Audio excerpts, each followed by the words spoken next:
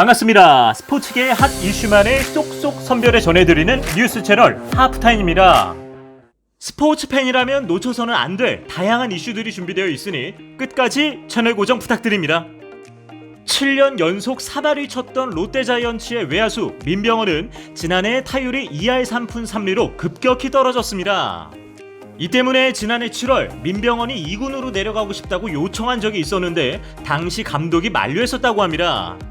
갑작스런 그의 부진 뒤에는 충격적인 비밀이 숨겨져 있었는데요. 롯데는 민병헌이 22일 서울대병원에서 뇌동맥류 수술을 받는다고 밝혔습니다. 뇌동맥류는 뇌혈관 일부가 약해지면서 혈관이 부풀어 오르는 질환인데요. 심하면 뇌출혈까지 일으키기 때문에 뇌 속의 시한폭탄이라고 불리기도 하죠. 민병헌은 2019년 두통으로 병원에 갔다가 뇌동맥류를 발견했는데요. 이후 정기적으로 검진을 받으면서 경과를 관찰했습니다.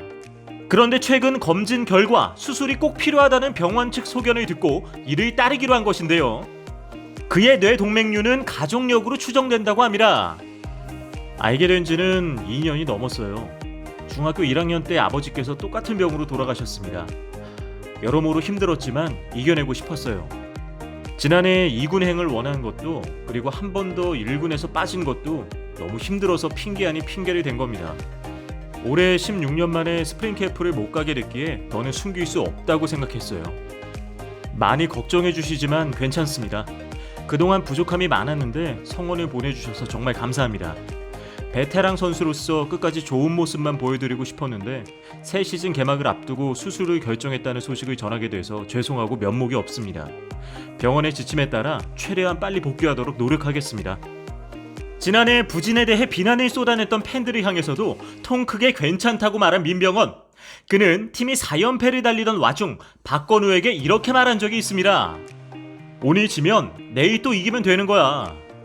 FA까지 한 시즌을 남겨둔 민병헌이 회복 후 다시 돌아와 예전의 활약을 펼칠 수 있도록 그의 말을 빌려 다음과 같이 응원의 말을 남깁니다.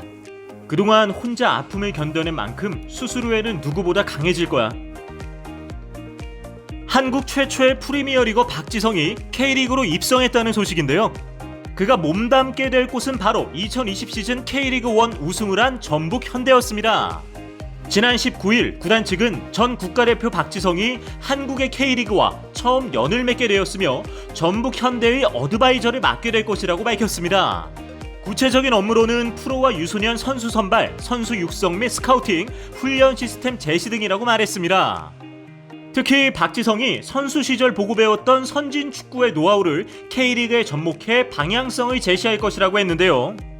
그가 일정 부분 테크니컬 디렉터 역할도 겸할 것이라고 했습니다. 이에 대해 박지성 어드바이저는 다음과 같이 소회를 남겼습니다. K리그에 처음으로 입성하게 되어 상당히 기쁩니다. 이런 기회를 제공해준 구단에 너무 감사드리고 앞으로 전북 현대와 함께 좋은 결과를 얻을 수 있도록 노력하겠습니다. 또 일본, 네덜란드, 영국까지 다양한 리그를 경험했는데 당시 보고 배웠던 것들을 바탕으로 전북 현대가 앞으로 나아갈 방향을 제시하고 클럽이 더 튼튼하고 건강하게 갈 수 있도록 최선을 다하겠습니다. 맨체스터 유나이티드에서 통산 4회의 우승을 달성한 레전드 박지성. 그의 조언을 받은 전북 현대가 향후 메뉴와 같은 명문 구단으로 발돋움할 수 있기를 바랍니다. 포체티노 감독이 파리 생제르맹에 부임하면서 옛 제자인 알리를 겨울 이적 시장을 통해 데려오려고 애를 쓰고 있는데요. 알리는 포체티노 감독이 있는 동안 창의적인 패스와 골 결정력으로 공격형 미드필더와 세컨톱 역할을 훌륭하게 수행해냈고 토트넘의 챔피언스리그 결승 진출에도 힘을 보탰습니다. 하지만 현재 알리는 현재 모리뉴 감독 체제 하에서 기복이 심한 데다가 불성실한 훈련 태도로 인해 선발 자리조차 제대로 꿰차지 못했습니다. 현재까지 12경기에 출전했지만 대부분이 교체였으며 총 플레이 타임도 472분에 불과했죠. 게다가 파리 생제르맹은 지오바니 로셀소와 탕귀 은돔벨레가 그의 자리를 꿰찼기 때문에 한동안 경기장을 밟지 못하면 실전 감각도 줄었을 것이라는 의구심을 품고 있습니다. 이러한 상황에서 토트넘은 알리의 임대 조건으로 5천만 유로에 완전 영입 옵션까지 넣길 원하므로 PSG로서는 폼이 떨어진 그에게 큰 돈을 쓰기가 부담스러워진 것이죠. 한편 파브리지오 로마노 기자는 알리를 파리 생제르맹으로 임대 보낼 경우 맨체스터 유나이티드를 떠나고 싶어하는 링가드가 토트넘으로 갈 수 있다는 전망을 내놓았습니다. 언젠가 모리뉴 감독은 알리의 기량을 인정하면서도 다음과 같이 말한 적이 있죠. 알리는 훈련을 열심히 하지 않는다. 동기부여가 필요하다. 이 동기부여라는 게 결국 임대였던 걸까요?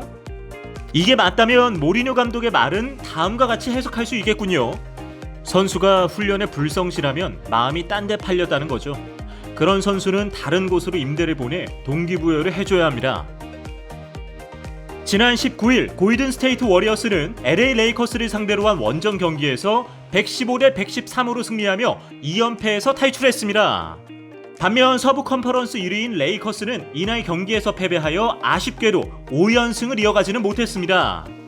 1쿼터에서 워리어스는 앤서니 데이비스에게 골밑을 내어주며 연속 5실점을 허용했고 급기야 19점 차까지 벌어지기도 했습니다. 2쿼터에 가서도 커리는 단 2득점에 그치며 48대 64로 3쿼터를 맞아야 했습니다. 3쿼터에서는 앤드류 위긴스가 3점슛 2개를 연달아 터뜨리며 추격을 하는가 싶었지만 이내 르브론과 데니스에게 실점을 허용했고 막판 커리가 실책까지 범하며 81대 92로 3쿼터를 종료했습니다.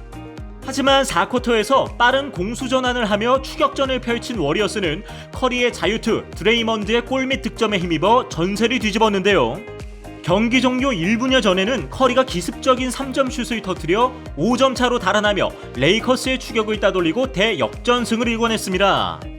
이날 스테픈 커리는 26득점, 7어시스트, 3점 슛 3개를 기록하며 팀의 승리를 이끌었고 켈리 우브레 주니어도 23득점, 4리바운드, 2스틸, 2블록을 기록하며 역전의 발판을 마련했습니다.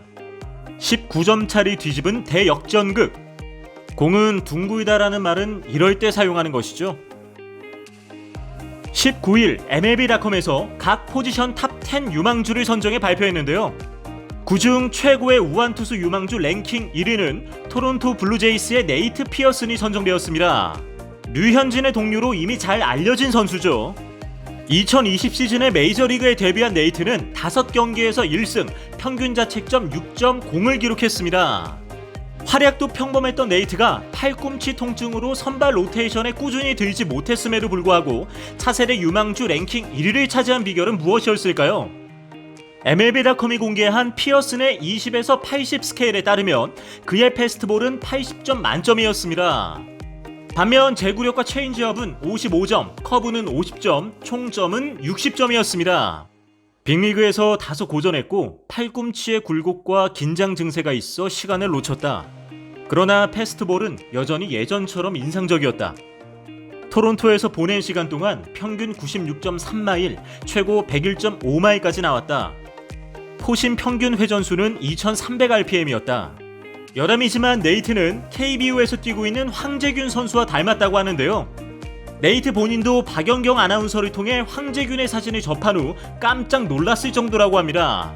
게다가 네이트의 사진을 접한 황재균 역시 류현진에게 다음과 같은 코멘트를 남겼다고 합니다. 내 동생을 잘 부탁한다. 지금까지 금주의 가장 핫한 스포츠 이슈들을 전해드렸습니다. 오늘의 주제와 관련하여 더 궁금하신 점이 있다면 하단 고정 댓글에 있는 오픈 채팅을 사용하여 언제든지 문의해 주십시오. 저희 하프타임은 더 흥미로운 내용으로 다시 인사드리겠습니다. 시청해 주셔서 감사합니다.